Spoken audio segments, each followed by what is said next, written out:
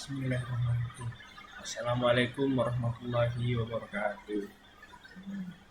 Baik, di sini kami dari kelompok 3 akan mempresentasikan hasil kerja kami di mata kuliah Sistem Pakar.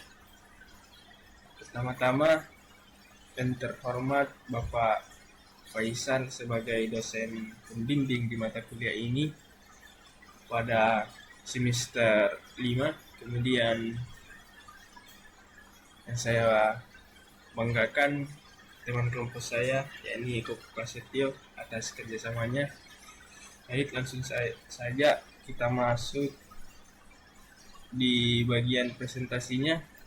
Saya Alam Sahlan akan mempresentasikan di bagian PPT-nya. Jadi yang menjadi judul dari proyek kami yaitu Tanya Pakar. Kami menggunakan metode forward chaining and content factor. Selanjutnya masuk di bagian latar belakang. Sistem pakar meniru pengambilan keputusan pakar manusia. Proyek ini membangun sistem web yang mendiagnosa penyakit atau kerusakan seperti manusia, hewan, dan perangkat berdasarkan gejala yang telah diamati. Selanjutnya masuk di bagian tujuannya. Di sini ada 4 tujuannya. Yang pertama ada membangun aplikasi online, aplikasi sistem pakar yang dapat diakses secara online. Kemudian tujuan yang kedua bagian forward chaining. Di sini forward chaining untuk mengimplementasikan metode untuk penelusuran aturan. Selanjutnya yang ketiga ada certain factor untuk menangani ketidakpastian dalam diagnosa. Dan yang terakhir ada antarmuka admin dan user. Admin mengelola basis pengetahuan, kemudian user untuk di bagian konsultasinya. Selanjutnya masuk di bagian forward chaining. Forward chaining merupakan metode yang dimulai dari fakta gejala terpilih lalu menelusuri aturan untuk mencapai kesimpulan atau diagnosa. Algoritma mencocokkan input pengguna dengan rules di database. Selanjutnya masuk di metode kedua yaitu certain factor. Nah, certain factor mengukur tingkat keyakinan kesimpulan kombinasi berurutan yang digunakan. CF total sama dengan CF lama ditambah CF baru dikali 1 kurang CF lama. Nah, ini adalah rumus dari metode certain factor. CF lama di bagian keyakinan sementaranya dan juga CF baru di bagian bobot gejalanya. Selanjutnya teknologi stack. Di sini terdapat 2 bagian, ada back-end dan database dan front-end and styling. Di bagian back-end dan database-nya kami menggunakan MongoDB, NoSQL, kemudian Express.js, dan yang terakhir ada Node.js untuk API dan logikanya.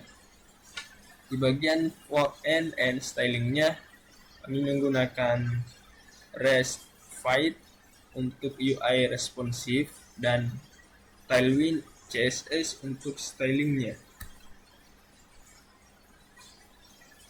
Kemudian masuk di bagian aktor sistem. Yang pertama ada admin.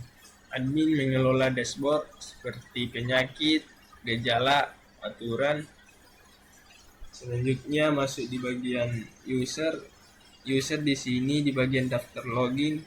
Kemudian user memilih kategori, kemudian memilih gejala, dan yang terakhir user melihat hasil diagnosa dan tingkat keyakinannya seberapa persen. Masuk di bagian struktur database-nya, yang pertama ada user, ada username, password, dan role. Kemudian yang kedua ada isi access. Di bagian kode, nama, description, and solution. Kemudian symptom.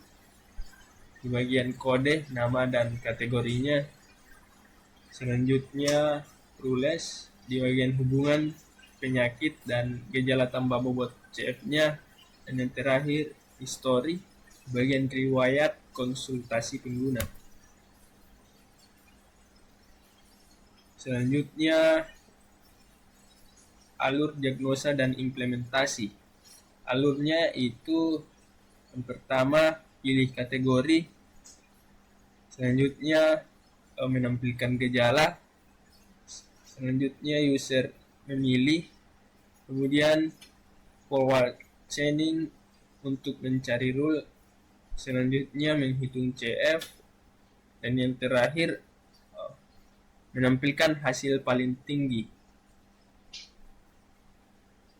Implementasi utama ada di backend, controller, diagnosis controller, JS menggunakan loop rules, pengecekan gejala, dan rumus CF berurutan.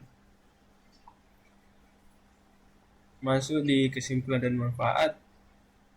Sistem berhasil mengimplementasikan forward chaining and contain factor arsitektur MERN memisahkan front-end and back-end untuk pengembangan berkelanjutan. Sistem multi-kategori dapat digunakan untuk berbagai domain, cukup dengan memodifikasi basis pengetahuannya. Sekian presentasi dari PowerPoint. Terima kasih. Saya persilakan kepada Eko Prasetyo untuk melanjutkannya. Terus gimana ini?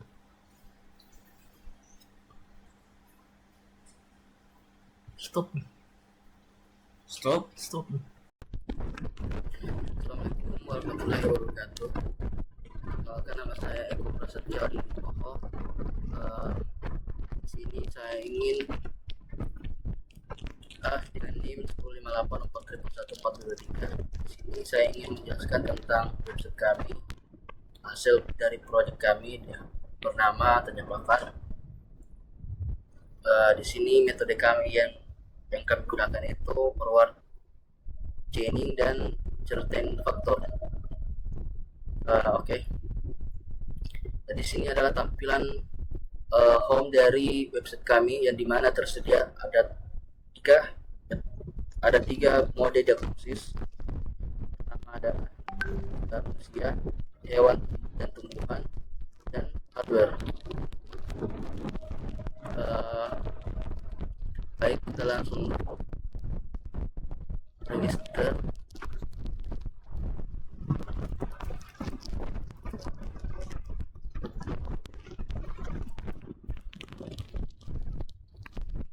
Sudah masuk. Di sini kita dapat memilih mode diagnosis yang tersedia, yang dimana ada manusia, hewan dan tanaman, dan kerusakan hardware. Kita mulai dari manusia.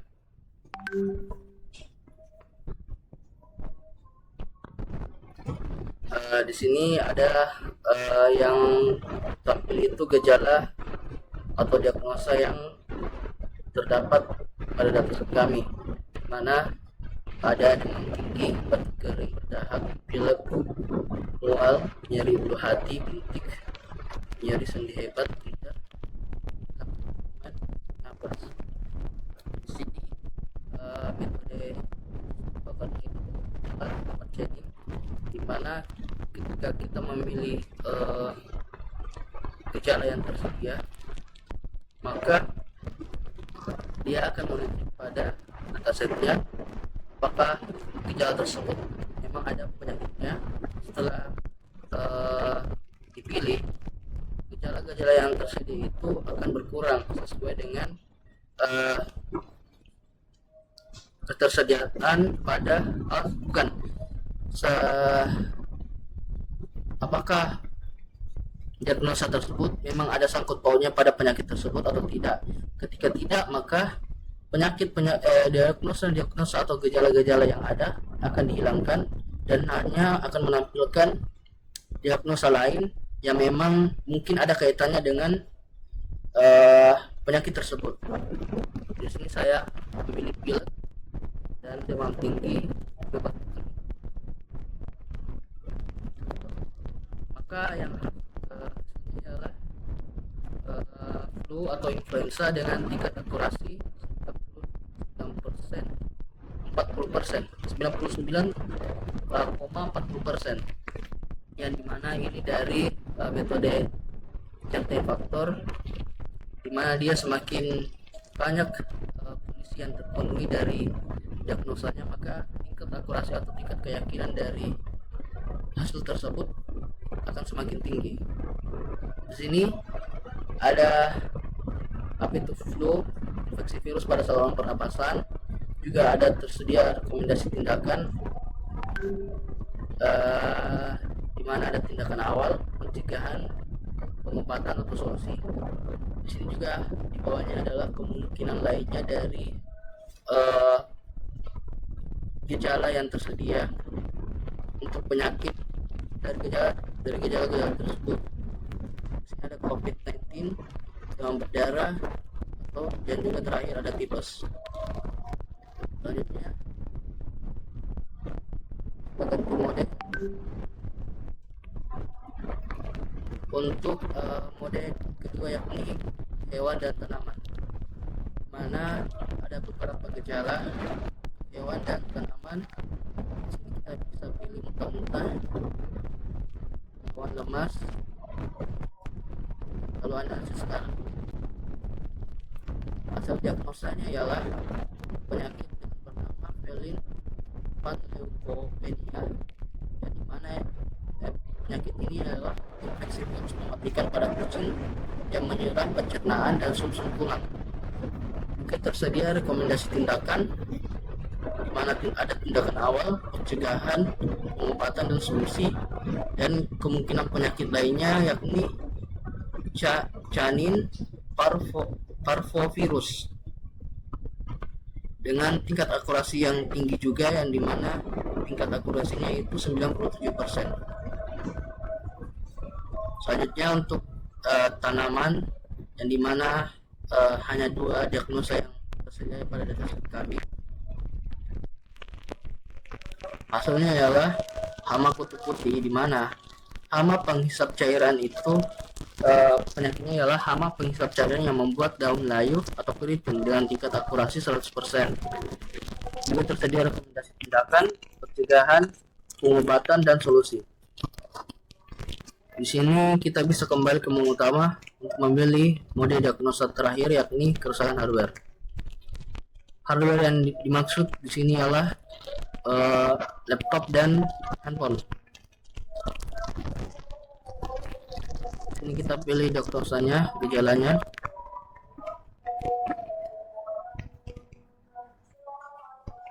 Dan hasilnya ialah baterai bocor atau drop dengan tingkat akurasi 100%, di mana baterai bocor atau drop itu yakni penurunan kapasitas penyimpanan daya baterai. Rekomendasi tindakan juga ada, di mana ada tindakan awal, pencegahan, pengobatan dan solusi. Dan juga ada kemungkinan lainnya yakni overheating, yang dimana itu panas berlebihan. Kita pilih gejala lainnya.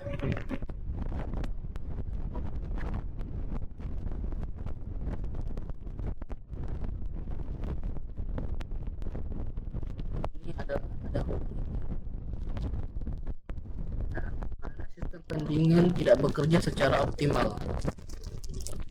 Juga tersedia rekomendasi tindakan awal, pencegahan dan pengobatan atau solusi. Mungkin itu saja untuk penjelasan website kami. Lebih dan kurangnya mohon dimaafkan. Wabillahi taufiq wal hidayah. Wassalamualaikum warahmatullahi wabarakatuh.